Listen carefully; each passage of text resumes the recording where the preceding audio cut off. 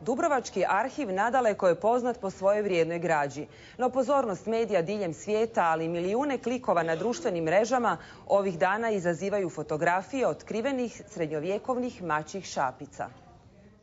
Ovo je jedna od knjiga iz serije Lettere di Levante, pisma prema istoku. Riječ je o korespondenciji Dubrovčana sa svojim trgovcima u Prištini i Novom Brdu na Kosovu. Igrom slučaja, stranica napisana 11. ožujka 1445. gotovo 6 stoljeća poslije obići će cijeli svijet.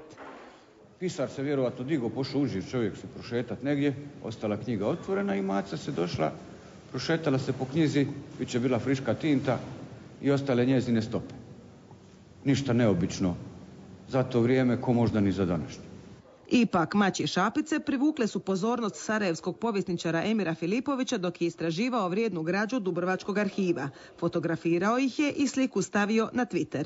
Samo na društvenoj mreži Reddit dosad je pregledana 1.200.000 puta. Ja sam čuo sa Emirem koji je rekao da je jako dirnut sa ovom slikom i sa tim pozitivnim reakcijama koje su došle zapravo iz cijeloga svijeta, od Japana do Amerike. Začuđeni golemim interesom medija za mačje šapice, arhivisti objašnjavaju da je to samo jedan od kurioziteta Državnog arhiva u Dubrovniku, a svijet kao da je iznenađen što su srednjovjekovne mace bile jednako živahne kao i